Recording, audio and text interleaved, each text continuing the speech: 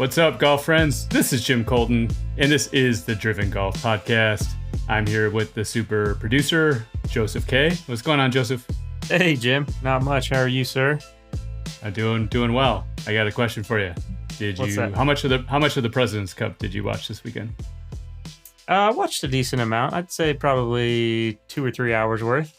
Yeah, it was good. At any point in time, were you did you question what the outcome would be? Were you worried about the U.S. chances? I will say, after the second day, I was a little worried. It was pretty uncommon to see that result 5-0 and then flip it completely 5-0 for the other side. So, no, It was good. The golf season's winding down, and this is a good time of year for team events, and not only the President's Cup, but we also had the Junior President's Cup. I'm sure you were tuned into that. What'd you think of that? Yeah, I followed that pretty closely, obviously. It was interesting because I was just talking about the alternate shot. And I know the U.S. struggled in that last year in the Ryder Cup. And obviously, you just mentioned the 0-5 in the second day. They did flip it in the third day. But then in the Junior President's Cup, they had 4-ball in the morning. U.S. had, I think, 4.5, 1.5 lead in the 6 matches. And then it was 4-2. It was the international won 4 out of 6 matches in alternate shot. So I can't help but wonder if there's like what's going on here. I know they don't practice it that often. Is there a way to potentially solve for alternate shot? But it just seems like time and time again, the U.S. teams just don't seem to do very well in alternate shot. I don't know if I have any answers for it. The only thing that I could come up with is maybe in the practice round, they should hit their partner's ball a second shot. They should hit wherever their partner's drive goes, and then just play in from there. And maybe that's some way they can get used to like having something that's a little bit outside of their control and get in that flavor and still hit a lot of shots over the course of the practice round. So I don't know, but it just seems like the U.S. teams are like, okay, well, we'll concede that we're not as good in this format, but we'll just dominate in 4-ball, dominate in singles. And the President's Cup, that seems to work out pretty well.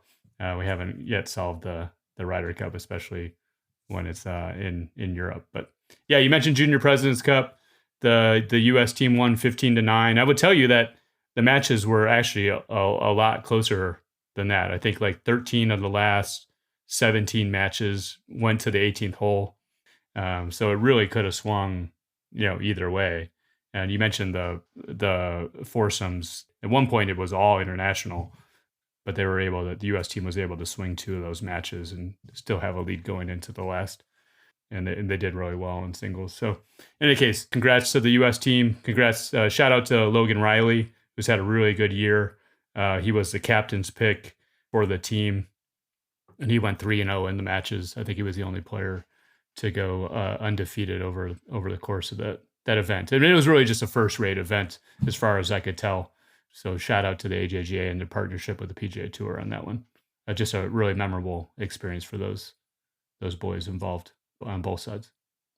So quick segue to episode 27. We talked about these top 12 U.S. players. A lot of them are very highly ranked in the Universal Golf Rankings. TUGR, TUGR.org. Jeff Bullock from TUGR is our guest in this episode. They launched just in the last year a new junior ranking system and completely trying to turn the junior golf landscape upside down, revolutionize and fairly and accurately ranked juniors. They have over like 10,000 juniors, I think they're in their database, and really try to create the right incentives for players to get better in order to move up. And it seems to really be taking hold. I mean, what did you get out of the episode?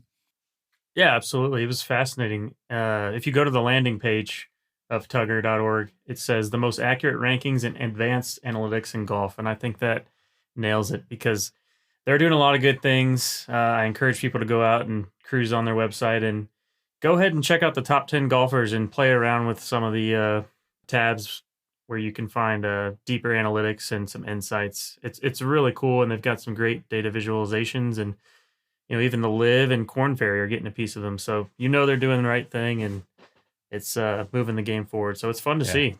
Yeah, and we talk about driven golf all the time. This was just like 6 very passionate, driven golfers, Jeff included, Jeff and his very close golf friends, that decided like something was broke in the world of golf with the OWGR and all the talk around that. And they just decided like, let's build a better mousetrap. They had the skills, they had the expertise to be able to do that. They rolled that out.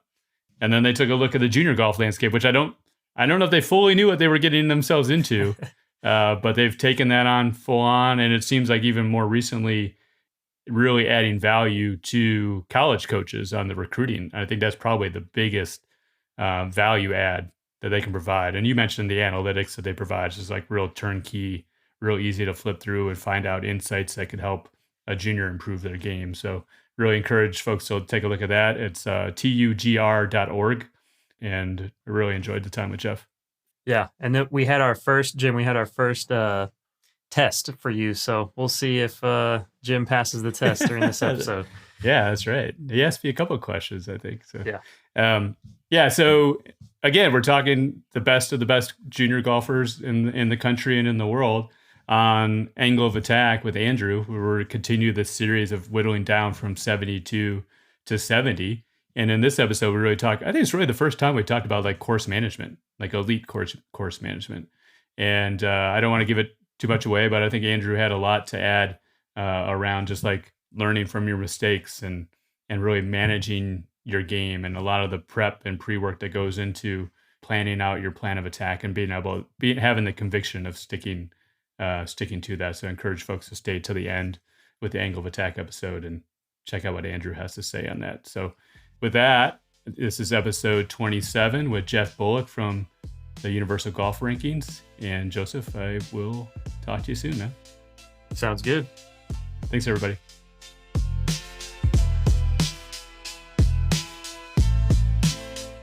Jeff Bullock, welcome to the Driven Golf Podcast. How's it going?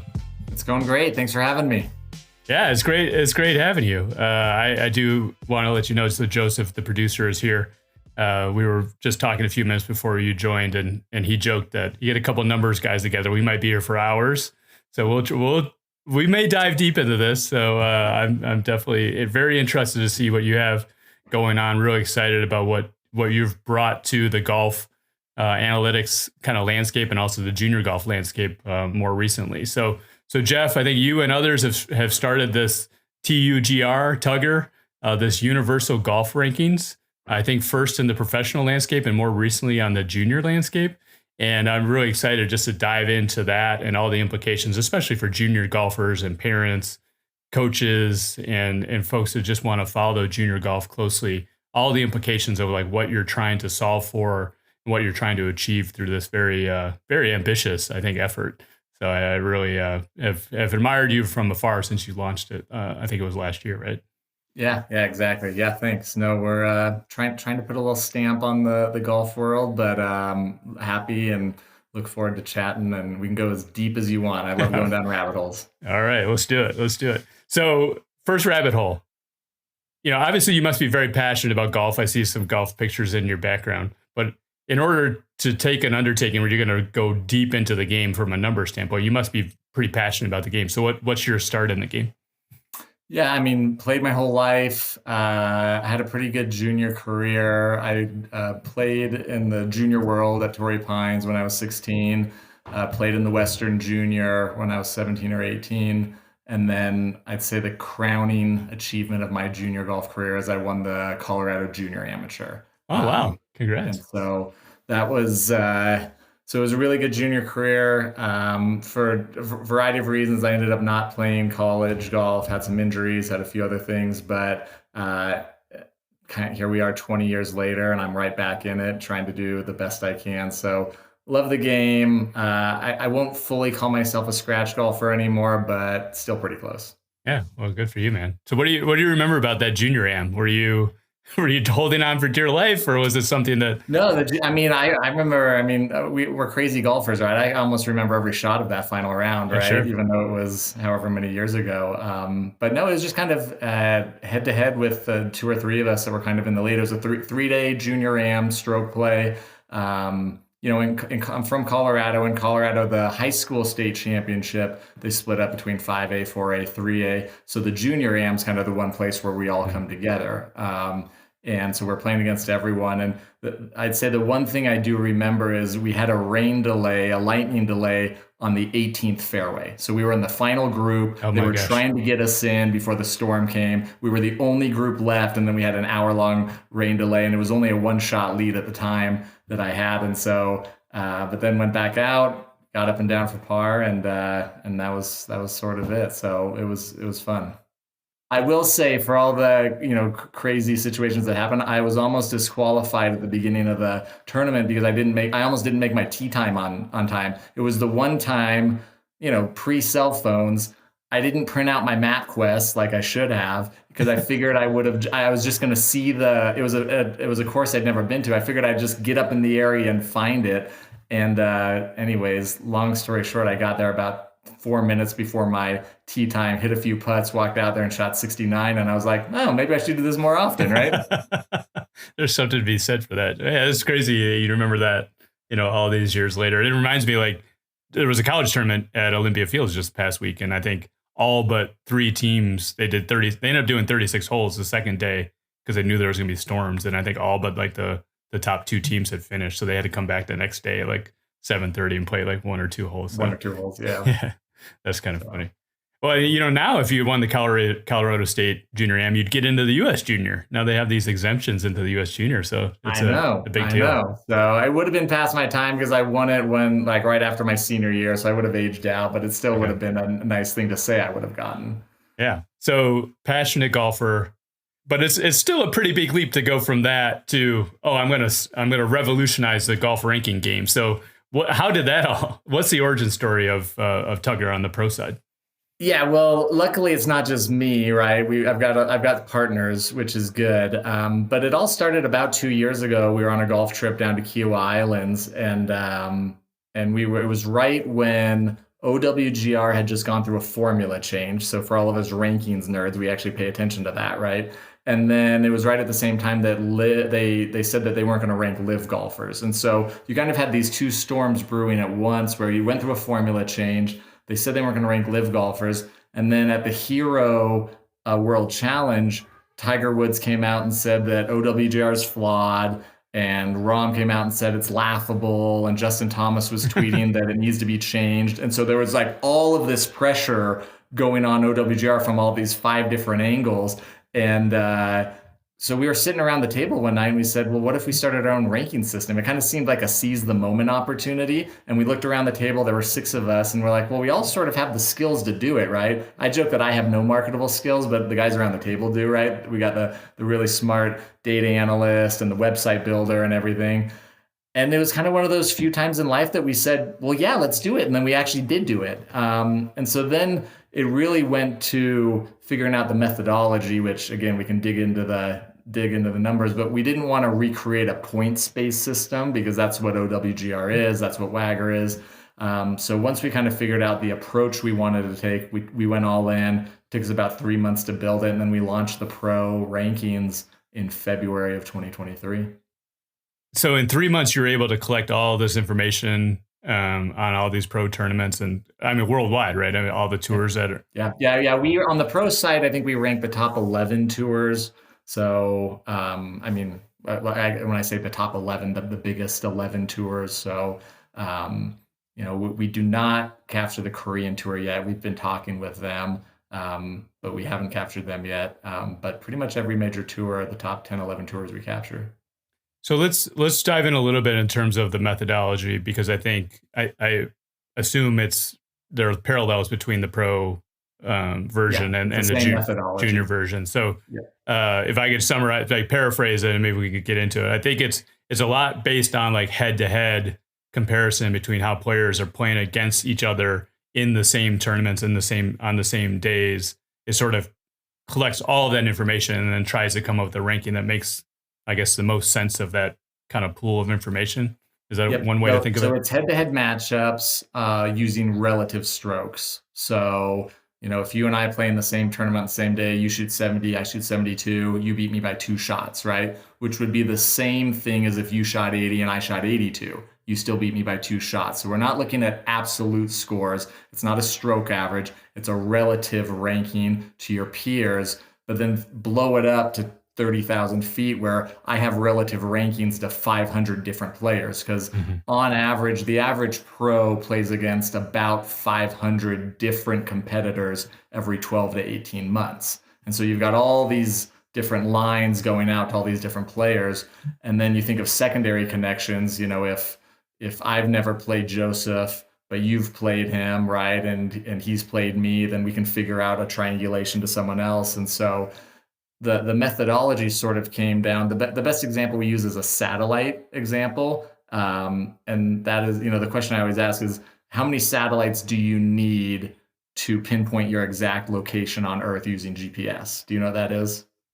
I'm going to guess 3, but that's Yeah. only good. Okay. No, yeah, it's 3 or 4, right? Yeah. You only need 3 or 4 satellites, which a lot of people, they think you need 10 or 15 or 20, but you only need 3 or 4 to pinpoint your exact location. So it's the same concept, right? Except every player's got 500 satellites, right? It's a relative position that you're pinging on top of the secondary positions you can do.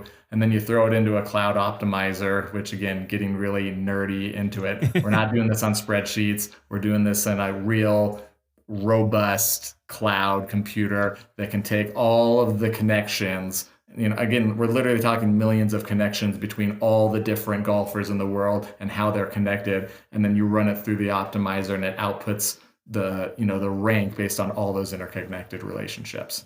And then from a methodology standpoint, current tournaments are weighted more than past tournaments. So we look back 18 months and we do a linear fade from week 0 to 18 months out, to make sure that the most recent tournaments are weighted properly. Okay, that's interesting. And I imagine in terms of like when you were refining this methodology, because obviously you had design choices, right, that you had to make as part of this process. Was that like empirically driven, whether the 18 months and the linear fading, as you mentioned? I mean, it could be 24 months and, like kind of like Wagger's 12 months and then or first 12 months are fully weighted and then it kind of erodes from there. Like, were you testing these different approaches? Yeah. The first iteration was actually 12 months equal weighted. And then we learned very quickly that wasn't good because, you'd have a tournament fall off that was the equal weighting as one that had just rolled on.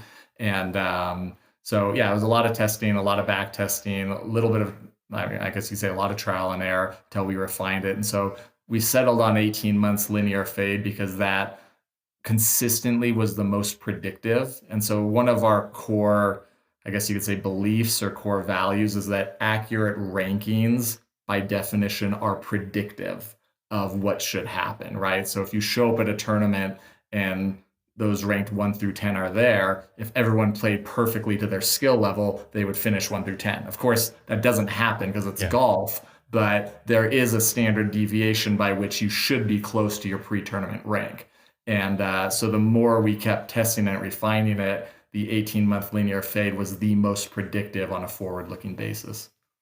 You mentioned the whole live controversy with OWGR, and I remember during this timing because there was sort of this political, picking sides type thing that filtered its way into this golf ranking discussion. And I think the thing that maybe people aren't fully aware of is by actually excluding live tournaments from OWGR, whether you believe it's like real golf or exhibition golf or whatever, you're actually making OWGR less reliable, less predictive. Like Taylor Gooch is a very good golfer, right? He's outside, I don't even know what he's ranked, probably 1,000 or whatever. But like, I know they use the strokes gain methodology, but if you beat a live golfer who's very good, like a Taylor Gooch, like you should get credit for the fact that you beat this very skilled golfer. But in a lot of ways, OWGR is going to give you credit for beating the 1,000 ranked golfer because it's excluding a lot of his top live performances. So it's actually making it less reliable, less accurate, because of this sort of political difference. And I think people were like hiding behind the policies decisions, like, oh, well, it says right here, the definition, it ranks these tours that have to be 72, 72 hole events, et cetera, et cetera. Well, really, the overarching goal of OWGR is to rank the world's best golfers. It doesn't make sense that like Jon Rahm, I think, is 15th in OWGR. Does anyone believe that he's the 15th best golfer in the world? I think Right. you guys have him number 3. Data Golf has him number 3. I think that's probably more close to accurate reflection of like his skill level relative to his peers. So Well, and I don't know if they changed the definition on their website, but they emphasized it differently. It feels like 6 to 12 months ago, they talked about how the verbiage they started using was, oh, we rank the best tours or the yeah, best right. qualifying tours. They started putting qualifiers in there. And then I think it just made it even worse because it's like, okay, so now you're not even doing the best players. You're just doing the best tours that qualify under your Yeah. definition. Yeah. Yeah. And look, like the same thing comes up with AJGA. Like, I don't think the AJGA is really meant to be predictive. Like, they're not trying to be predictive. They're trying to reward performance in their tournaments, which I think is perfectly fair and perfectly fine. But I think don't put any weight in like, oh, number 2 is actually a better golfer than number 3. It might just be the number 2 golfer performed better in the AJGA tournaments in the last year than the number 3 Right. golfer did. I mean, that's okay. But you guys are trying to really have the ranking mean something. And where we see, in our opinion, that we think is backed up by a lot of data, where points-based systems fail, which would be OWGR, WAGR, AJGA, is how they distribute points. And so they distribute points on an exponential scale, which just very simply means I'm making this up, but first place gets 100 points, but then second place gets like 50 points, and then third place gets like 25 points.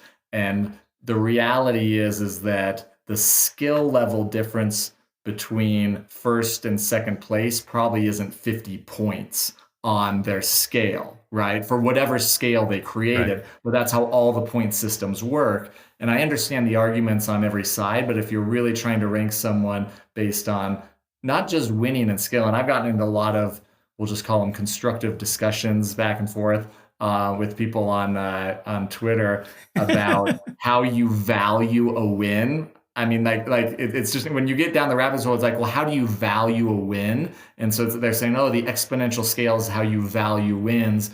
But the reality is, in golf, you're not just playing a tournament; you're playing almost 155 individual tournaments against all the different players. And so, how do you value beating 100 players in the field versus losing to 25 players in the field? And again, mathematically, we feel like the way that we've constructed it is a better representation than a points-based exponential scale, without having a 20-minute discussion on that.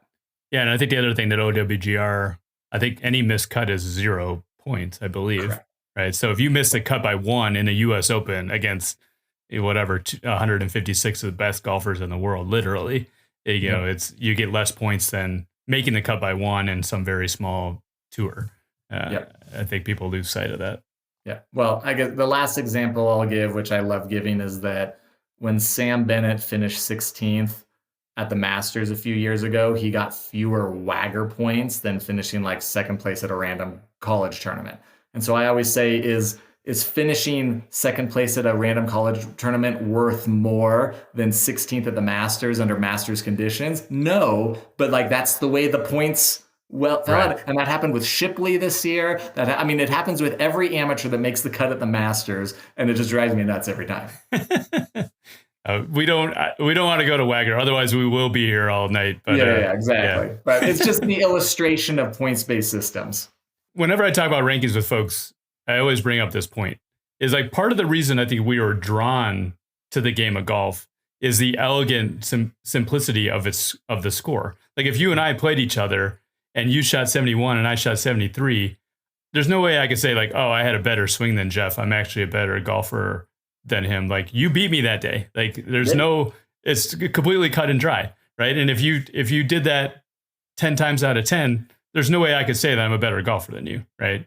Like if you did it once, I may say like, well, he got a couple of good breaks or whatever the case may be. But if you did it time and time again, you deserve to be ranked ahead of me. But for some reason, like we're all drawn to the game because of that simplicity, I believe, in terms of like the score just represents like your skill level that day, like how well you did that day relative to people in your group or people you're competing against. But somehow, like when we put it all together, we can't seem to figure out this ranking like that makes any sense. And it's just fraught with those politics. It's fraught with these like feelings about different tours, and we just can't seem to get the math to work out. So God bless you for trying to sort this out. We're And trying. yeah, no, that's great. So I believe you got some traction. So what was like, you said there was some Twitter reaction, but like rolling this thing out, obviously it sounds like you had like really noble intentions. Did you know that it was going to have some impact, or you just kind of throw it out there and see what happened? Like, was there like a pinch me moment in all of this? I don't think we had any expectations, to be honest. And but it started gaining traction right away, and I think it was just because of the environment. Again, it was just everything was hitting from all different angles, and it was being written about. I would say a few key milestones or pinch me moments that hit were, I mean, within 2 weeks of launching, we were being contacted by like industry insiders, like people who are very well known, like on Twitter, like the reporters and just people from major news networks just wanting to like understand what we're doing. We're like, oh, holy cow. Okay. People like it was very apparent quickly that people were starving for something new, or at least something to benchmark against. And so then that kind of built up to getting on podcasts, getting published in certain areas. But then it built up to May. In May of 2023, I got invited on PGA Tour Radio with Colt Knost and Smiley Kaufman. And so I was on for a segment with them. It went really well. And then at the end of the segment, it was the week of the Wells Fargo. And Colt asked, he was like, hey, Jeff, who do you got this week? Like, who you picking? And I just said, look, I said, we think Wyndham is way undervalued because I said, we got him ranked like 30th in our rankings and he's barely in the top 100 of OWGR. And I was like, he's getting no love because of the system. I said, but I was like, he's trending really well. And then of course, Wyndham goes out and wins. I mean, Wow. Totally lucky, take no credit or anything, but it was just like perfect timing Yeah. of stuff happening. Right. And then with his win, he jumped up to like 30th place in OWGR. And so we're like, look, like we were way ahead. Like we saw this coming, right? So that was a cool moment. And then probably on the pro side, I mean, the biggest thing for us last year is Liv reached out to us and asked us if they could use our rankings for their Q school. So their Q school is called the promotions event. And they needed a ranking system to establish a criteria by which you could be in it. And they told us that they looked at multiple systems and they felt like ours was the most unbiased. Like which has always been a pillar of ours, right? We're not a made up points-based system. We don't bias towards any tournament or player or tour. And they said, and even other independent systems had more live players in the top 100. And they told us that, but they said, yours is the most unbiased. And so we want to use yours. And so that was in October of last year, which was just kind of cool because we felt like it was validation. Of course, everyone thought we were like live bots and like, getting money under the table, which we've literally made $0 from the pro space. But again, we thought it was just really good validation for what we created. Wow, that's amazing. And this has been, a relatively short amount of time. Short amount of time. I mean, we're barely coming up on our 2-year anniversary. And what was really cool, it didn't pan out, but Zach Bouchot, I believe is his name. He was Victor Hovland's roommate in college. He got into the promotions event solely because of the TUGR criteria. And he was within the qualifying. He was top 3 with like 4 holes left before he double bogeyed and lost it. Oh, man. And so I was like watching this thinking, this guy's going to get on live because of something we created 10 months ago, right? And I think, he still got like special exemption into the Asian international series, but it was just kind of cool to see something that we did like have real life implications. Well, let's transition. So as hot and heavy and people that have strong opinions around pro golf rankings, you probably weren't really fully prepared with what you were going to uncover in junior golf, because these are like, these are kids of parents who are very, very passionate about their kid, where they're ranked. Why is my kid ranked here? He's obviously being discriminated against by these ranking systems or whatever. And I could tell you, there's a lot that goes into these decision makings in terms of like, where should I have my kid play this tournament, avoid that tournament? What are the implications of playing this tournament to get into some other tournament? It takes a PhD to try to sort all this out. Did you have any sense of that as you started to get into the junior golf space, and what kind of led to that? Yeah, I don't think so. And we've actually had a pretty good experience so far. And I think think it's just due to the methodology, and when people understand it, they realize there's no like gimmicky, I shouldn't say gimmicky stuff, but there's no like formulaic stuff that feels weird. So we got into it. So the USAM was at Cherry Hills in 2023. We were there. It's right down the street. I went out to it and I just started walking around and I just started chit-chatting with parents who were watching their kids. And I just had this long conversation with his mom, whose kid had gotten into a university. He was a senior, so they'd been through the whole gambit. I told him what we were doing, and she looked at me and she said, "We need your system in junior golf."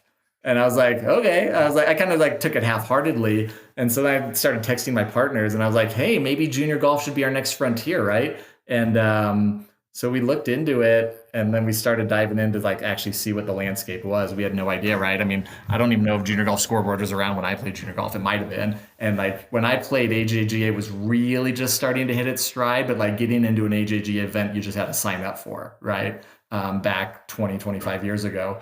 And so we decided to not pivot, but basically go after it. And we started building out the junior golf database in August of last year. And it took us 9 months to build pretty consistently. It was a long haul to actually, gather all the tournament data. Because we went in with the idea of, okay, we're going to do it differently. We're not going to be a points-based system, and once we heard, I mean, one of the biggest complaints was that certain systems only rank 2-day events and greater. And there's a lot of great 1-day events, including USGA qualifiers, right? Mm-hmm. So we kind of established a criteria by how we could be different and to try and take away pain points of certain things. And the biggest thing we wanted to do is we wanted to just encourage juniors to play more golf, right? Like we kept hearing story after story of, oh, we chose not to play in this, or we chose to withdraw, or the kid got pulled off on the 15th hole because he was going to have a bad score and a WD is better than posting an 80, right?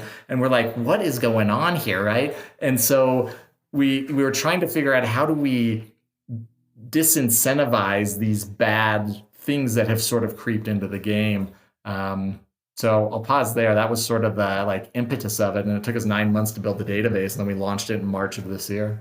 Well, that's great. There's one thing that, I've been looking in this space. And first of all, I want to thank you for building this out, because now that saved me from having to do it. Because I had seen a lot of these inefficiencies and know enough about kind of the different ones that were out there and the inherent flaws in them. And I thought, okay, I mean, Joseph can attest that we built out this website, and one of the things we were going to do is like, we'll just build a universal kind of junior ranking system on top of that. But then you guys came along and built it, so I was like, hey, this is great.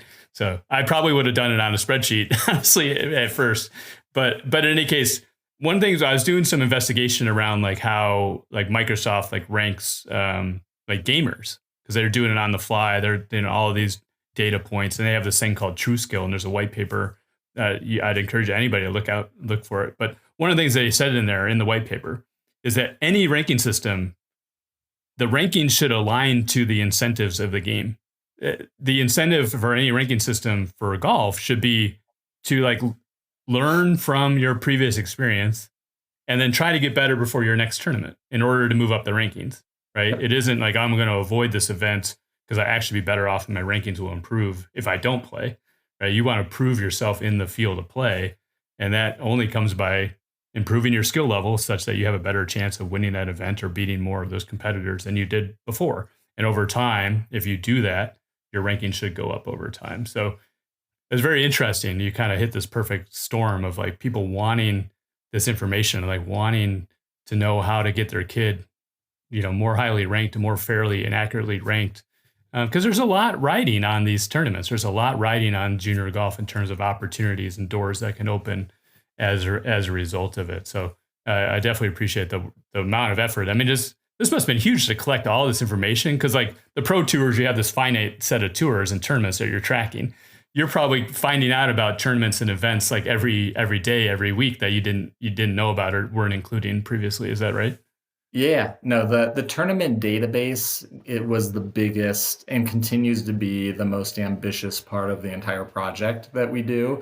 And I mean, we openly encourage and we want people to email us if we're missing a tournament, right? And we're getting people ask us like how low of a level will you rank? And we basically say if it's a bona fide event, that's a 1 day event, we'll take it, right? Our only real criteria is that they've got to have the scores publicly published, so it's verifiable. Someone can't just send me a spreadsheet and say, hey, this event happened, like post it, right? Um, but yeah, I got two events that were emailed to me this week from a college coach that was a local event, to their region that, they were invitationals. And so if it's not picked up by a local tour that we already cover, we don't know about it, right? But we're more than happy to rank it because the more data, the better, the stronger the connections.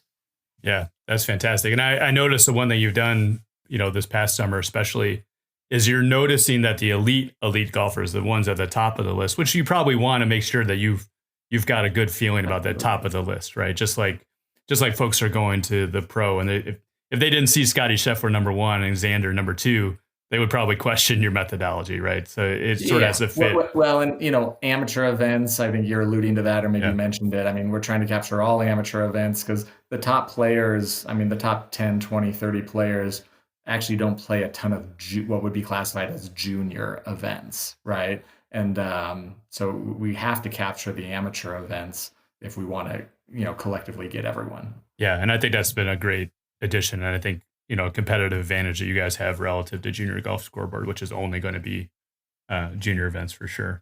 Yeah, the last thing I'd say on that is the biggest differentiator is just the technology, right? Like as I said it before, and without getting too nerdy, like we're not using spreadsheets, we're not using like Word docs. Like this is like a robust cloud computer that has hundreds, if not thousands of hours of coding that has gone into it to be able to handle everything that gets dumped into it. And then, so like we joke about it, but we're trying to bring rankings into the 21st century based on technology that exists, right? And we have the team to do it. Like we're passionate about golf and we've got the skills to do it.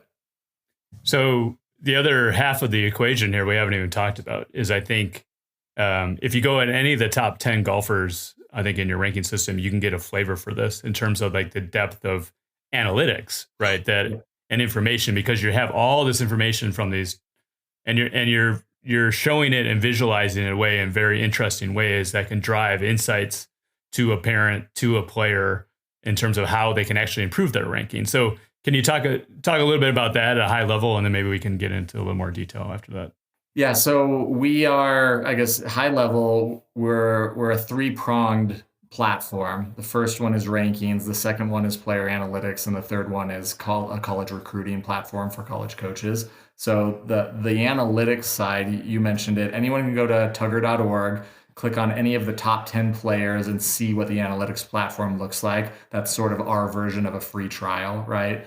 And just tons of data points. We track 600 plus different stats for every player, and then we try and visualize them in an interesting way. And the whole goal is just to help people make better decisions. Basically our mission statement is to help you make better decisions, shoot lower scores, and just have great golf days, right? And so we've got about 7 or 8 tabs, 7 or 8 sections on the analytics side. The beauty of it, which we think differentiates us from other analytics platforms, is it's turnkey. You don't have to input stuff into a system after you play 18 holes. You don't have to go to, we're an open system in the sense that we capture everyone. It's like a network, and anyone can participate in it if they're ranked. It's not like a system where they're relying on people to input the data themselves. And so we can dive into kind of the different insights that we derive and stuff that we've derived from it. But that's kind of the basics of the analytics platform. Well, maybe let's talk about a couple that are maybe unique to, like, basically things that you've basically, hey, if we did this view, this is something that probably no one else is doing. And also just from parent feedback, maybe, or player feedback you've gotten so far in terms of like, I actually found this pretty interesting, pretty insightful. Yep. So on our score, we have a scoring tab. If you go to the scoring tab, there's a ton of great information there. That's where we break down how well you do on par 3s, par 4s, and par 5s relative to your peer. So we have a benchmarking tool, so you can change the benchmark to the top 25 players in the world. You can change the benchmark to the top 1,000 players in the world. So you can see where your skill level is on any of those types of holes. And we even break it down to short par threes, or mid par threes, and long par threes, so you can really see. And then we've got all the benchmarking data. So, immediately, I've done so many consultations. I can look at a player in a matter of 2 or 3 minutes and basically tell you what type of game they have. The example I always like to use is Charlie Woods, because everyone likes to see how Charlie's doing. But when you break down Charlie Charlie's Woods. game, it's pretty apparent at what he's good at and what he's not good at. And he's really good at driving the ball, and he hits the ball a long ways, but he needs to work on his iron play. And the visuals that we produce they show and confirm that time and time again. And you can get that breakdown on everything. Probably one of our most popular breakdowns, especially with the coaches, is on our Insights tab. We break down how you do on your first 6 holes, your mid 6 holes, and your last 6 holes. And really, it's kind of either a mental game or a stamina gut check. And it's amazing to see how many players gain all their shots to the field on the first 6 holes and then they hang on for dear life, or vice versa, where they're slow out of the gate and then those last 6 holes they turn on the afterburners and they can get it all back. And there's just a lot you can derive from that. Maybe they're running out of steam and they don't know how to play 18 holes. Maybe they're just way too nervous those first 6 holes, and you got to figure out how to actually get in the mode quicker. But that's been one of our more popular charts.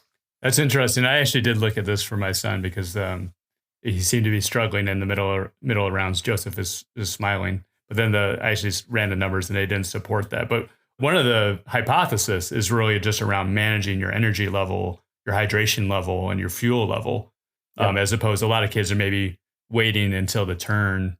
Like maybe you should be doing that in the 6th hole and the 12th hole to kind of keep that level up. Those one thing that we've tried to be more intentional about that. Like he played in the U.S. Amateur earlier this year, and he got to play in a practice round with some of the top AMs in the world, and you could just see how disciplined they were just on all of those little things that they could control.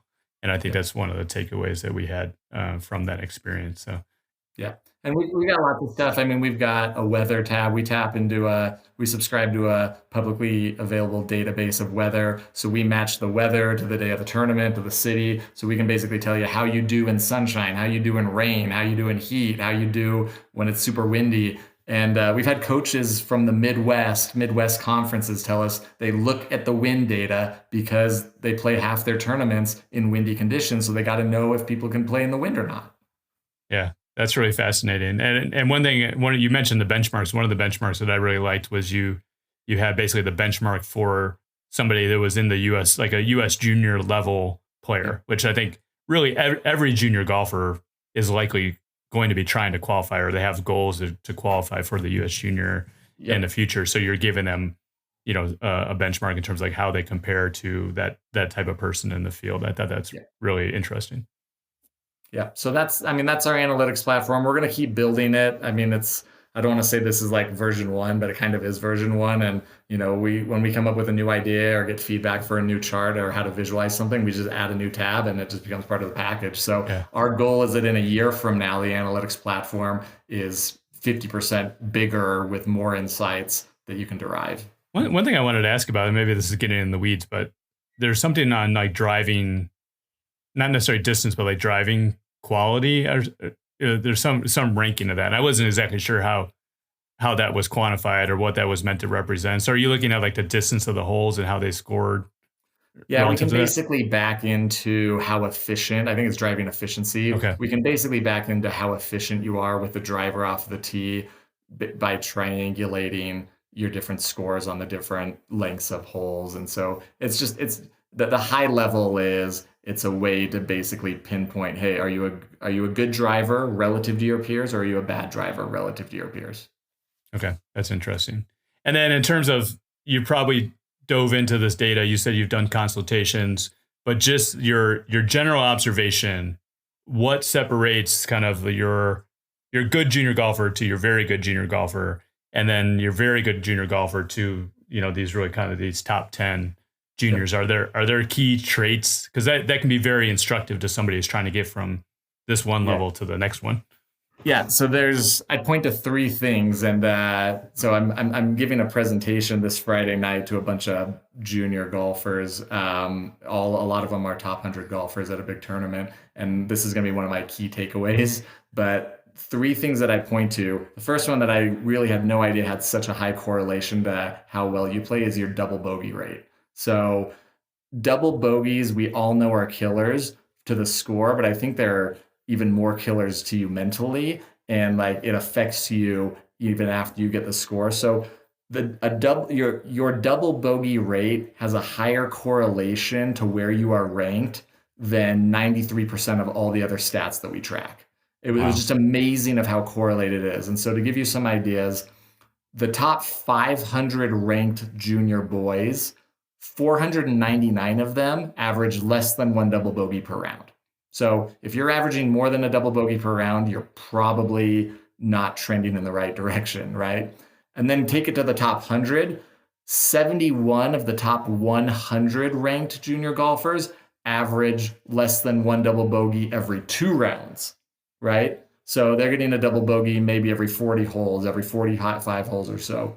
And to me, it tells a few things. It's the strategy, it's knowing when to take your medicine, knowing that there are such things as good bogeys. And like the classic example I give is if you're short-sighted with a bunker in front of you, sure you can play the hero shot and try and have a 5-foot par putt, or just make sure you get it on the green and try and make a nice 10 or 15-foot par putt, because the worst thing you can do is leave it in the bunker and now you're pretty much getting a double bogey, right? And you know, I think of Scotty. There's a great interaction between Scotty Scheffler and Ted Scott a few tournaments ago, where he was short-sighted, and Ted told him, he said, "Hey, let's make our par putt the great shot of this hole." And he was Mhm. basically saying, he's like, give yourself a 10 or 15 footer and let's just try and make that. The great shot's not going to be the chip. It's going to be making the putt. So double bogey rate's one of them.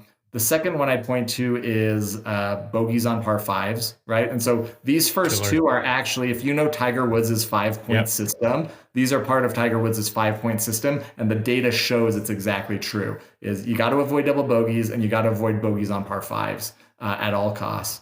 And then the last thing I'd point to is if I was to ask you, of the strokes gained categories, strokes gained driving, approach, around the green, or putting, which category has the highest correlation to rank or money made on the PGA Tour, right? So if you were to take the leaders of these categories and correlate it to rank and or money made, the most money made, which category has the highest correlation to it, do you think? Well, you mentioned Charlie Woods in terms of his dad is the GOAT in strokes gained approach. It has to be approach.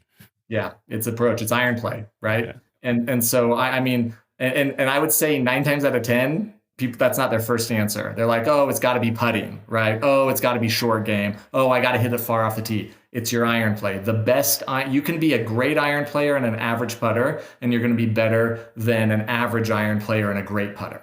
And it's sort of opposite to, I feel like, what the prevailing narrative is out there of like, go make putts, go do short game. Of course, you have to be good at that, but the numbers show the best iron players are the highest ranked players out there. Yeah, because that's more consistent round to round. If you have that quality, you're gonna be out ball striking your peers Europeans, yeah. week in, week out. Versus putting, there's volatility round to round. It comes and goes. Even if you're a very good putter, you're not always going to be positive source gained in every round. And if you noticed, I didn't say anything about birdies, right? I'm not, golf's a game of avoiding mistakes, of getting good pars. Like, of course, birdies are great and they help, but you really improve your ranking and your scores by avoiding the big score more than trying to get that extra birdie. Yeah, so this is a good time to plug your newsletter, because I think a lot of these, you're bringing some of these insights and some of this information that you're discovering over time. I think you've got a newsletter to sign up. It sends out every week, and any new features in terms of additions to the website. But I think just around these analytical insights is a lot of very useful stuff. So how would someone go about signing up for that? Yeah, just go to our website, TUGR.org. I think under the contact, there's a contact tab, and then you just submit your email. We just started, but we're up to close to 700 people who've signed up for that we send it out every day, and we're adding more people almost on a daily basis. So Yeah. yeah, it's kind of fun. I ride them. I think they're enjoyable. I think it's interesting. And so I try not to make it too long. It's probably like a 2 or 3 minute read, and it's just plug in different insights we find out. Yeah. Yeah. I am one of the 700, so I'm proud to say. But one of the other things I've noticed through the emails and through the updates, just tracking this closely, is like there have been more and more like use cases, I think, of, partnerships that you formed, tournaments like using your rankings officially. Could you talk a little bit about that, like the evolution of that? Yep. Yeah. So again, we're always trying to form partnerships, but the reality is we have a lot of people reaching out to us to see how we can help them on whether it's on the junior level or like a few times on the pro level. But we've been, officially, the Gator Invitational came out at the beginning of the year and said, hey, we're officially using TUGR. They were the very first people to adopt us. And then we've had a ton of invitationals who've reached out to me and said, hey, we're using you. Can you give me some insights on this or that? Or they'll email me 5 names and say, hey, these 5 names, walk through why they're ranked here on your system and here on this system and here on this system, and just give me insights why. And it's a great way to just explain methodology. And so, I got invited this weekend. I'm going down to the Bobby Chapman, Sure. which is in South Carolina.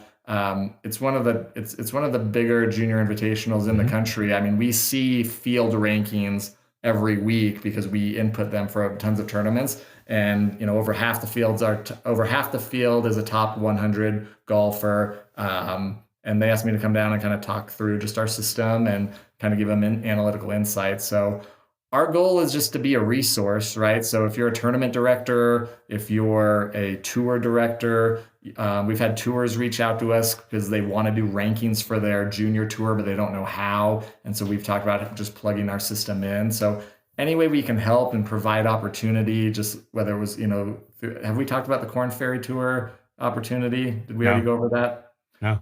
So earlier this year, we partnered with a Corn Ferry Tour event here in Colorado. It's the Ascendant presented by Blue.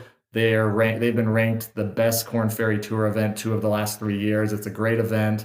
We got introduced to the tournament director, and he wanted to provide one of the sponsors exemptions to a junior golfer. And so we worked with them. We created a qualifier that was just for juniors you got in based on TUGR rankings. And Finn Meister won it. He shot 68. He's going to Ole Miss next year. He's a rising senior, and he got to play in a Corn Ferry Tour event. And it was all based on the vision of the tournament director, who we got introduced to. We put this together, and I'm having lunch with him next Tuesday to talk about 2025, right? And we want to make it even bigger. So yeah, I mean, it's just cool. It's fun. It's trying to just provide opportunity, give just different ways of doing it. I mean, we're not a junior golf tour, right? I don't think we have any ambitions to, put on tournaments, but our system can facilitate and help you identify maybe a criteria by which people can get into. And so our goal is to keep doing that for 2025.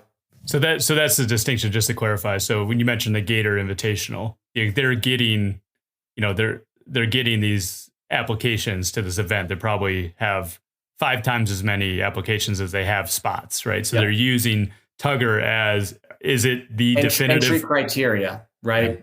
And entry criteria. So what they said is that 80% of their field will be determined solely by stack ranking, TUGR rankings, and then they reserve the 20% for exemptions or invites themselves, right? And as a ranking system being used as entry criteria, I'd say like the greatest reward we can have or validation is that we're used as entry criteria because it validates what we're doing, or that that's the crown jewel, right? Is that people use it. Or that college golf coaches use us, which they are a lot, because it validates that, hey, they trust the data and the rankings there. So those are kind of the 2 biggest areas that we're trying to build inroads with. Yeah, I do want to talk about the college coaching part in a bit, but just to follow up on that, we mentioned like the incentives of just like improving your game and then therefore improving your ranking. Like if you have the Gator Invitational like on your radar, say you're planning your schedule next year, and that TUGR is going to be the defining criteria, and the only way to improve your your TUGR rating is to play better. It is in this politics, so there's in the ranking system. I played in the wrong event at the wrong time, even though I played well. It hurt my ranking. It hurt my chance of getting into that tournament. That is perfectly aligning the incentives of the game with the ranking system, and I think that's magical. I think when that happens. So, well, I mean, we heard stories of like there's 3 AJGA qualifiers to get into this AJGA event, but like the people did all the formulaic calculations to figure out that you really only want to go to this one AJGA qualifier because the other 2 are going to hurt your ranking, even though all 3 of them get you into the same event. And I'm like, what are we doing here, right? What's going on? Like, just go play golf, play against competitors, beat them, yeah, and then go from there, right? Yeah. I mean, you should be incentivized to go to hard tournaments and to hard bad weather tournaments, because if you play well, your relative score to the people who don't know how to play in hard weather is going to be even better, right? Like the incentive is to play more golf, and the incentive is to play difficult things, because that's what you should be doing.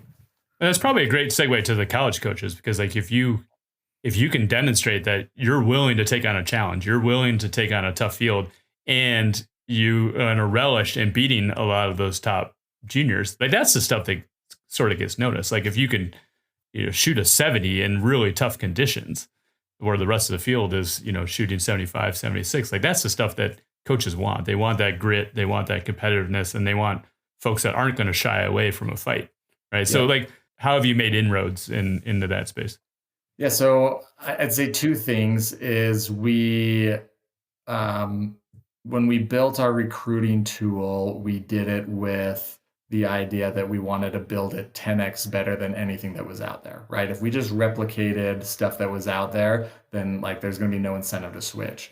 And we feel like we've done that. So for example, one of the many tools on the recruiting portal is a filtering tool.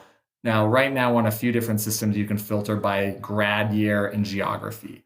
Well, we take it a step further, and you can filter by grad year, geography, and 30 different stats. So if you want to know the best players in California who are graduating in 2027, who's ever shot in the 60s, who have a stroke average of under 74, and have these 5 other things that you think is the magic formula, you can filter by that, and instantly, boom, here's your 5 players that meet that criteria.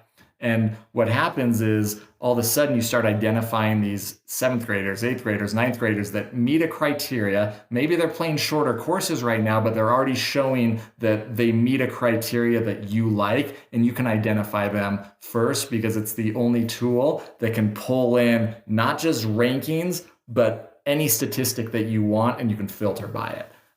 So that's been really well received. And then I'd say the second big thing is we built a partnership with College Golf Experience. They do college golf camps, and it's just been a really great partnership for us to provide a lot of data and insights for their campers. And in return, we've been able to be introduced to a lot of people there. So a partnership with College Golf Experience has been really great. Oh, that filtering sounds really interesting, because I think coaches, they know their program, they know the schedule that they're going to play. They know players that they've had success in recruiting. They know players that they've had failures in recruiting in terms of style of play or like stats, skills that they had versus skills that they lacked. So if they know exactly, kind of pinpoint exactly what they're looking for based on your filtering criteria, they can get to those players quicker and hopefully, build those inroads. Because I could tell you just from, my personal experience through this recruiting process, there's a lot of value in coaches having followed you early versus kind of coaches that are kind of late to the game, because they're all of a sudden you shot up the rankings. It's like, well, they never actually see me hit a golf shot. They just see my ranking or whatever. Well, I had one coach, he's in the Big 12. And when we were talking about it, he said, Jeff, I've learned that I can't coach out of the system double bogeys. So again, going back to double bogeys, he says, if a player makes too many double bogeys in high school, I've learned, this is his experience, that they make too many double bogeys in college. He's like, I can't coach that out of them. He's like, so I've just learned that I avoid any player that has too high of a double bogey rate. And like, again, that's one coach, but that's a criteria by which he completely filters any recruit by. Wow, that's fascinating. And like I said, you're helping them get to that answer quicker because you can just quicker. quickly. Yeah, and that's just one of, we've got like 7 or 8 tools. Again, we're trying to build it 10x better than what's out there that they can tap into and see and use. So it's been a hit. We'll be at the College Coaches Convention in December where we hope to get it displayed to more people. But we just launched that tool in August. It's only been a month and a half, and it's like our best selling Sure. piece of our platform because all of a sudden it's like something that they've never had before. Wow, that's cool. All right. So anything else you want to share in terms of future development or plans or aspirations in terms of like what does 2025 look like for TUGR? That's a great question. 2025 maybe it's one of 2 things or maybe both, depending on how ambitious we get. We want to bring the analytics platform that we've created for juniors to the pro space. We already do pro rankings. We know that the top pros have their own data guys, but we know there's a lot of pros on different tours that aren't the PGA Tour that don't have them. And we feel like what we've created would be welcome to them. So I think that's a winter project that we're going to do.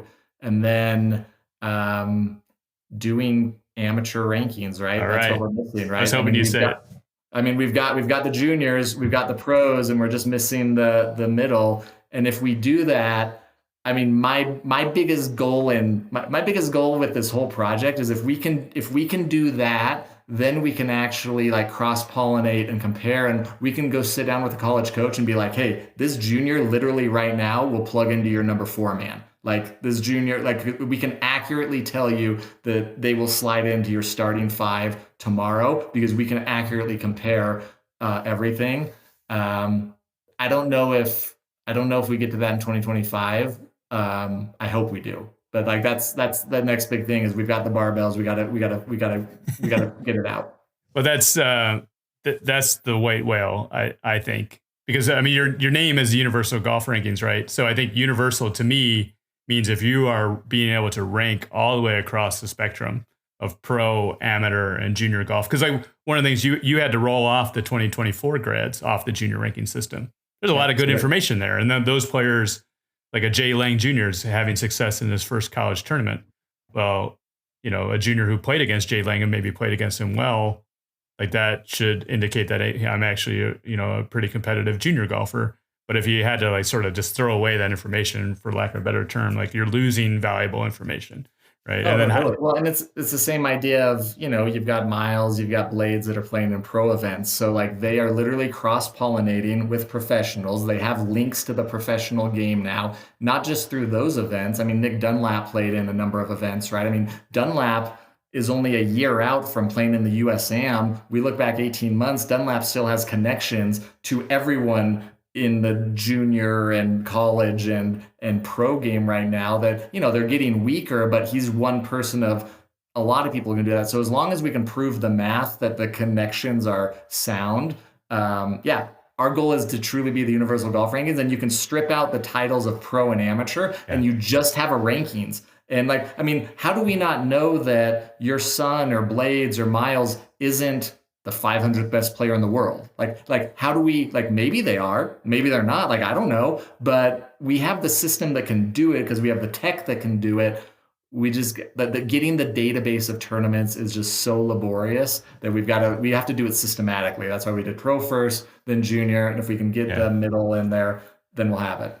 Yeah, I think that's going to be tremendous. And I fully endorse you guys doing that because I think, we talked about OWGR, which has its flaws, has its holes for sure. But I think by and large, it does an okay job. And I think you have Junior Golf Scoreboard, which has its flaws and has its, methodology kind of quirks. But I think it does actually a pretty good job of ranking junior golfers. Yep. The amateur golf is probably where you have the biggest gap between the rankings and probably what they should be. I think for college golfers, the top college golfers, it does a pretty good job. But like for junior golfers, it's just way off. So we've been singing that tune for a while now, and it is all about this sort of relative, ranking, and because of the points. I was thinking about this because, if you play an AM event, if you play in a pro event as an amateur, like you've mentioned the Masters, like it will score that event. It's basically like a 3x multiplier as far as I can gather. But like Luke Clanton's OWGR, if he went to if he went to go pro tomorrow, he might actually be worth more points if he was in an event than if he was as an amateur, even though Luke Clanton hasn't changed. Like, he's still the same golfer he was one day versus the next. And like, just conceptually, that shouldn't be the case, right? No. Yeah. I mean, my ultimate goal, which I don't think we'll ever get there, is I want to know if I'm the 50,000th ranked golfer in the world or the 30,000th, right? We'd be able to do it if we got access to GIN data. So if anyone knows anyone over the USGA who wants to do a really cool project, because they have the data that we could match up players who play on the same day from the same tees at the same time just to see what a relative score would be. So the data is actually out there. I'd love to do that project. But that's a pipe dream. Well, and I think the other area opportunity might be like PGA sections, right? Because you've got players, either amateur or pros, like club pros, that they're playing in events like scattered all around, but like, over. Somebody's playing maybe in, the club pro championship, they're not really getting points in their local event, and maybe they're not earning exemptions as a result. But if you had a PGA section event, say, I want the top 50 golfers, 50 most skilled golfers in this event to make it the most competitive, make it the most compelling, and the most value add for all the players in the field. It needs to be broader than just this universe, because a lot of it's just like points based on the tournaments that are within their schedule, because that's sort of all that they can manage within their control. But I think if you had this third party thing that was readily available and you're feeding scores into it, and it's just updating this relative ranking, it, like you said, it might go 50,000 deep or even beyond that. But we'll see. That's great. The hard part now is, the technology is getting better, but even with the junior golf database, we've got 70,000 juniors in the database. We rank about 20,000 of them because we've got an 8-round minimum that you have to meet. I mean, that takes us 2 full days to run those rankings. I mean, we start Sunday night, we post Wednesday morning. So just with 20,000 golfers, it's already, and we're using the best tech out there. It tells you like how long it has to crank through these things. We can make it more efficient, but before we add another 20,000 individuals, that's why we have to build it block by block.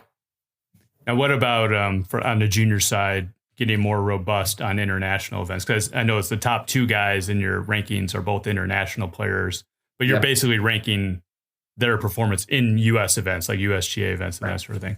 Yep. We'd love to do that. We just have to think through the best way, because again, it's all about connections, right? And so if we started ranking, we've had conversations with people who are really integrated into the Asian Junior Tour events. And so it's just making sure there's enough bridges, when I say bridges, connections built between, mainland US juniors and Asian tours. So it's not like there's only 2 golfers that link the entire continent of Asia to the entire continent of North America. So we just have to think through that. On the President's Cup, I think we only ranked 3 of the 12 international players, which was, that was kind of sad for me to see that. I was hoping we'd have more, but the reality is 9 of them haven't really played enough rounds in the US for us to capture them. I would love for the next Junior President's Cup for us to be like, hey, we've got all 24 kids ranked, right? That's a bigger project or even beyond that, you're a combined amateur professional thing. It actually chooses the 12 kids that make it. Right. Yeah. So it's been a discussion. We're working with someone right now who's got a lot of connections to the Asian side of things, and right now it's more theory, but it's a project. Okay, so you mentioned the analytics side. Some of the insights in terms of you can see what the top 10s players have, like sort of what you called like the free trial. What are the levels of membership that you have for a parent that wants to use these tools in order to help their junior get better? We really have just 2 levels. We have what we call the Hero package and the Legend package. The Hero package gives you everything up to the Tournaments tab. So if you go into the free trial, you get your overview, your trends, and your Tournaments tab. And a lot of people sign up for that kind of to audit us, to make sure that we capture all of their tournaments, right? To make sure that everything's being input. And you basically get trends, right? So I call that our trends package. Maybe you're not super into figuring out all your deep analytics, but you just want a trends chart. So that's $12.99 a month. And then our Legend package, which has the whole analytics platform and all the deep insights, that's about $25 a month. and you can buy an annual package for cheaper if you want. Okay. Well, that's awesome. And I think on Instagram, it's TUGR Golf, TUGR Golf. That's the handle. Yeah, I think because when we started out, our Twitter and Instagram are at Tugger Golf, TUGR Golf, and then we created a separate we created a separate Twitter for Junior Golf. I don't know if that was the right thing to do or not. I mean, most of our Twitter following was on the pro side, Mhm. so it probably was the right thing to do. But yeah, at Tugger Golf for Twitter and Instagram, and then at Tugger Junior Golf was a separate Twitter handle that we just kind of repost. Our Instagram, we've mainly just been doing junior stuff. So all of our pro stuff's on Twitter. If you just do Instagram, it's going to be mainly junior stuff. Okay.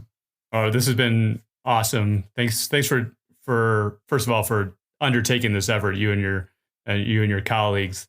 Like I said, it is, I think, a very noble journey that you guys are on, and it's very important work. Like there's a lot at stake, and it's obviously, as a passionate golfer, you want to try to get this right, and I can tell that that's really the driving force. As a golfer, you just want to have the best events with the best, most deserving players in the field getting recognized for their performances, and like you said, aligning the incentives and the doors that can open as a result of playing good golf. So I definitely appreciate that. And I will say, you mentioned folks kind of emailing with questions and that sort of thing. You've been super responsive to me over the, since the past year or whatever, since you opened, in terms of events and ideas and that sort of thing. So I think you and your team are super responsive as this thing is evolving. So I just want to put a plug in for that. Thanks. Yeah. Feel free to email us. I try to get back within 24 hours. I kind of take weekends off, so if you email on a Friday, it might not come till Monday. But yeah. I mean, again, we're trying to build something that's cool, useful, and our 4 pillars are unbiased, accurate, all inclusive, and understandable. And if we can hit those 4 pillars, I think it'll be super useful as we continue to grow. All right. Well, I think you're batting 4 for 4 as far as I can tell. And the email is team@tugr.org, right? Yeah, just team@tugr.org. That's our team inbox, and somebody will pick it up. It'll most likely be me.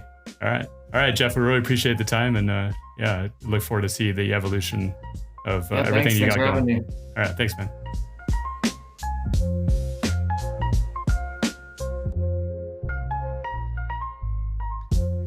Andrew Lewis, what's going on, man? Hey, Jim. Good to be here. This is Angle Attack, brought to you by Strakaline Yardage Books. So if you go to strakaline.com and enter code DRIVEN, you get 20% off. I know we're big proponents of Straka. Use those in every tournament. Joseph is nodding his head as well. So big fans of Straka. That really are the best of the best.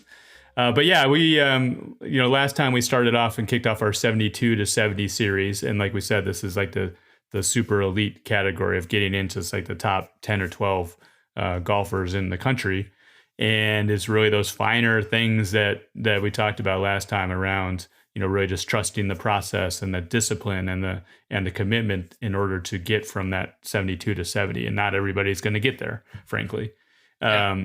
The other thing, I wanted to talk more about like on-course stuff, because one of the things that I think I observe between these two categories is sort of a level of, I think, of polish, a level of decision making, not necessarily like skill level, but just like on course, like course management between these two categories. And do you see, if you're comparing golfer in one category versus another, in terms of like the 72 golfer maybe making some, quote unquote dumb mistakes that are costing them strokes that perhaps the golfer in the 70 category, maybe they used to make those same mistakes, but now they've sort of, through experience, through playing in higher level tournaments and knowing that there's less margin for error, playing these higher level tournaments, that they can't make those same mistakes, and they've sort of learned, over time not to. Is that something you observe?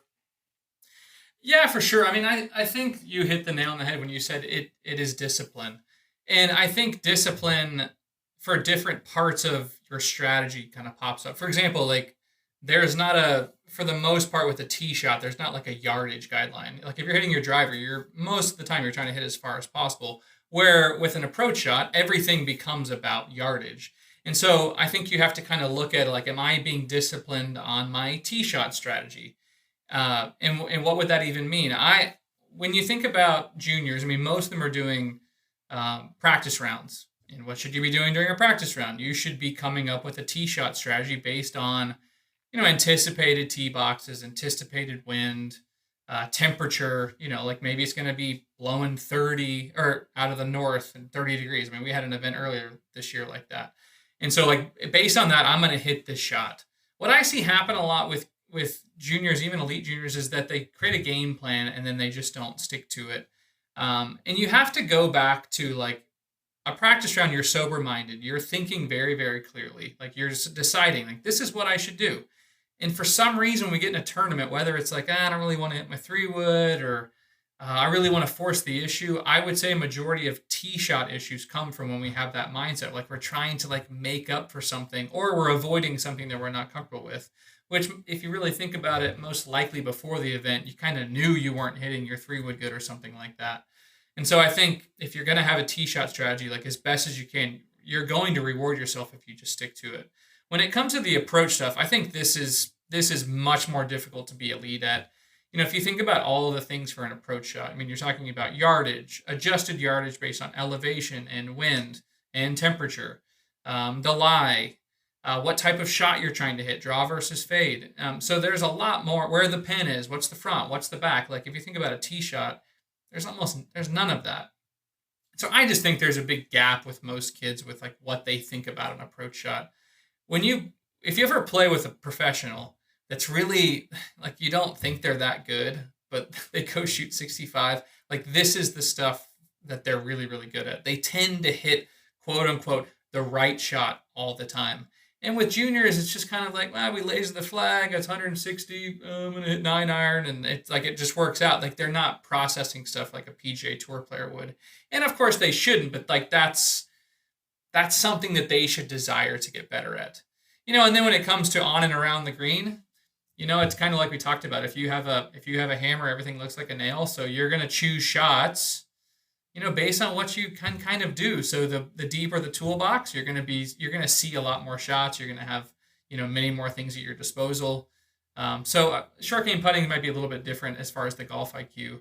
But yeah, I think this is a very, very big key as far as like getting down to 70s. Like, again, going back to conviction, developing your conviction and like how you think about shots, which is a very unique thing. Not everyone thinks like Bryson, not everyone thinks like Dustin Johnson, which maybe I'm taking a shot at DJ. I think he hates when people say that, but he's definitely put the perception out there. But, it's develop whatever you want to think about is what I would say. Yeah. One thing I wanted to touch on real quick, you just touched on it, is again, shout out to Strike a Line, but they have this slope adjusted yardage in the yardage book. And I would say even like a year and a half ago, I don't really recall juniors like discussing, what the yardage book is, like taking the yardage off plus or minus depending on the uphill or downhill. And now what I've observed in these higher level amateur tournaments and some of the elite junior events is it is like a very common sort of discussion. If you hear caddy and player or in practice round, like kids talking to each other and stuff. So I think that people are starting to utilize that and make awareness of it. I remember seeing those numbers and not really knowing what they meant, or if like plus meant more or minus meant less. Yeah. But these kids are obviously gotten to the point where they're able to decipher that and are actually using that. So another quick plug to Strike a Line. Use code DRIVEN to get 20% off. I know I did it twice in one episode, but that's okay. That's how important it is. They absolutely should. Yeah. And it's also on tee shots. I mean, if the tee shot's playing 10 yards downhill and it's 300 of the bunker and you hit your driver 300 yards, well, guess what? It's going to go in the bunker.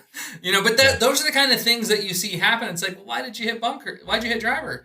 Well, I didn't think I could reach it. But you saw that it was 10 yards. Oh, I forgot to look at the adjustment. So It's kind of like you're playing with less information. But, oh, by the way, like sometimes those shots work out because maybe I draw it a little bit more and it misses the bunker. So when you talk about a scoring average, if you make these decisions consistently throughout a year, this is what costs you a shot or two here and there relative to someone who's making those decisions with the same skill level as you, at least from an outward skill level. This is all internal. That's why they beat you. And it's very, very clear. Yeah, that's interesting. So the other aspect around course management, I think, is just decision making in terms of like what shot to hit, especially when you're out of position. And is there any good sort of rule of thumb, like you said, understanding what skills you have and what shots you have? Yeah. But I imagine like juniors where they're making common mistakes is probably trying the hero shot. But is there like any sort of rule of thumb around that can maybe help guide listeners? Yeah, when you're in trouble, the thing that I see that always happens is it's like the process speeds up instead of slowing down. Like you can see the kids, they want to almost get the situation over with as fast as possible. That's I think one of the interesting things about watching golf on TV, it seems like when they get in those situations, they're almost like put on the clock because they're taking so long to make a decision. So one, I would say slow down. Like you need to think through all of your options. So one, I would slow down and think through how many different options do I have in front of me? Like, is there the flop over the bunker? Can I kind of pitch out and almost like play out in your mind what the likelihood of what's going to happen is? Because most of the time someone's making a decision where there really is no benefit. Like they're going to make a bogey anyways. Even if you flop it over the bunker, it's going to be 15 or 20 feet. So you might as well hit the mid square face to 30 feet and just two putt and get out of here. So I would say kids frequently make decisions that really are unwarranted because even if they pull off the shot that they want, it's not going to even lead to a better outcome. I would say, back to your question of like, is there a hard, fast rule? You should be able to do something, at least 50%. That would be a very low number. Like you should have a pretty good idea that you can hit the shot you're about to hit. If it's a 1 or 2 out of 10, again, you're probably going to make bogey. I can promise you, if that's that 80% that is not good, you're going to make double or triple. Because a lot of times you're hitting it into a spot that is actually worse than like where you currently are. Yeah. Like on the downslope of a bunker or something like that. Like, so limit the damage. Like that's what I like. If I'm writing down something in my yardage book, it's limit the damage. Like make bogey. Like it's totally fine to make bogey. At this level, like how many birdies around is someone at this level making? 5? 4 or 5, yeah. Make your bogey. Do not make a double. Yeah, so this sounds all fine and good, but like how do you even take the step to get there? Like how does one, is it just learning through trial and error? Is there any steps that a golfer can take so they are making the right decisions the next time out? Yeah, so in the last podcast, you talked about process and we talked about conviction. It starts with baby steps. So step 1 is start ordering yardage books. You will not know how to use it. But just think about any skill. Like my son's learning how to drive right now. Like you forget that how long you've been driving and like using maps and like being able to, look at all the things around you. Like he's new to that. Like when you're doing something new, it's going to be difficult and painful. But just the first step is just starting by like buying the book. If you've never done that, do that. From there, it's, there is a compass and there's a legend in the book that tells you everything. So what I would do is I would buy a book for the course that I play a lot and just start trying to, put it into practice. Don't do it in a tournament yet. Like just go and be like, oh, if I play hole 1 at my home course, this is what this says. This is where the wind is. This is the compass. This is the elevation. This is how far it is to that bunker. Like it doesn't matter that you know all that information. I say all the time, Tiger's played the Masters 100 times. Do you think he uses a yardage book? Yeah, I'm pretty sure he knows the course, but he uses that to write notes. As you're playing in better events, you're going to play with better players. Like lean into better players. Like how many times do we have to hear stories of like Jordan Spieth's caddy going to meet with Ben Crenshaw's caddy to talk about the course and like, you lean into people that are older than you. And then lastly, and maybe selfishly I ask this just because a lot of kids don't, but if you have a coach, like this is as valuable as saying, hey, I want to work on my driver today. Go to your coach and say, hey, I bought this yardage book for this course. Can we go on the golf course and can you literally just tell me what you would do with this thing? Because I don't know what to do. And I think that there's some value. There must be, because when I watch golf on TV, both the caddy and the player pull it out. Like, why are they doing that? I'm just sitting there pulling out my laser and that's it. So I think from there it will organically grow into a skill, because right now it's probably not a skill. And again, we're talking about a 72 player, so most likely they're doing some of this. But I guarantee you can get better at it. I mean, I know for a fact all the people that I coach could get better at this. I could get better at it. So if it's a skill, that means it's developing and enhancing. So make sure you're enhancing this if you feel like you are doing it. But yeah, that would be my steps. I mean, I can speak to, with my son Cameron, I started ordering him yards books at age 11. Did he know what to do? No, of course he didn't. But we got him. Now he's used the same books 4 or 5 times, because now he's almost 16. And so I can tell you, after 4 or 5 years, he's as good as I am with the book in hand, and he'd be a great caddy. And it just takes time. What you said kind of reminded me of the Bill Alcorn episode, episode 24, and some of the things that he talked about, like separate junior golfers from college golfers, and college golfers from like the elite college golfers. And I think this decision making, I think the bar is pretty low in junior golf, because when you see it done right, I think those are some of the things that coaches and Coach Alcorn was really looking for. It's like somebody understands, like reading a lie, or like reading a situation and making the right decision. And you talk about like getting noticed. The coaches are picking up on these little things, because I think it does stick out relative to your peers. So I think even amongst those that are shooting 72, it might be because they're just physically gifted and they haven't rounded out these skills.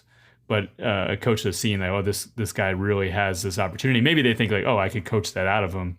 But I think you actually asked Bill that question, and he said like a lot of that is sort of innate, right? And that's sort of some of the things he's looking for in junior golfers, to try to separate themselves. So with that, I mean, course management, definitely a defined skill, is probably one of the key differentiating factors between the 70 and the 72 category. And like you said, it's like, it takes some intentional focus. If folks have questions, they can reach out to you at Lewis or Andrew Lewis Golf on Instagram.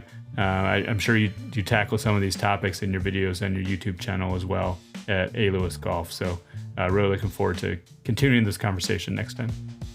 Yes, sir. As always, I enjoyed it. The Driven Golf Podcast is produced by Joseph K. If you like this episode, like it, subscribe, pass it on to a friend who might be interested. It really helps us out a lot. We'll be back in a couple weeks with the next episode. Until then, remember, in this great game, the journey is the gift. Enjoy the journey. Only real ones thrive. I calculate the weight of every stroke that's placed in motion. No coasting, precious potent, every stat's the truest notion. From the junior scene, the way the pros get their promotion. We craft the type of data that's precision, no emotion. No devotion to a system that's been rigged for too long. We reprogram the metric, redefine what makes you strong. It's not about the points they place, it's what you bring along. How you measure up to others in this game where you belong. See the double bogeys plague them like a virus on the green. Watch them choke under the spotlight in conditions unforeseen. But the truth is in the records where the numbers intervene. TUGR keeps the balance like a scale between extremes. Universal, where the strong survive. Universal, only real ones thrive. Universal, see the stars align. Universal, greatness redefined. Where the strong survive. See the stars align. I spit it like the swing you dream of landing in the clutch. Every word is like a puck, precise with a surgeon's touch. Feel the pressure building up, but homie, it ain't much. Cause I'm measured head to head, not by scores adjust. I'm the architect, the system builder, bringer of the order. You can't escape the rankings when they span across the borders. TUGR's the bridge, bringing order to disorder. Game, recognizing game and bringing truth to every corner. I'm the voice of every player that's been doubted for too long. I'm the echo in the silence where the rankings prove you wrong. Play your hand, stack your deck, my analytics makes you strong. Universal's how we measure every moment, sing along. Universal, where the strong survive. Universal, only real ones thrive.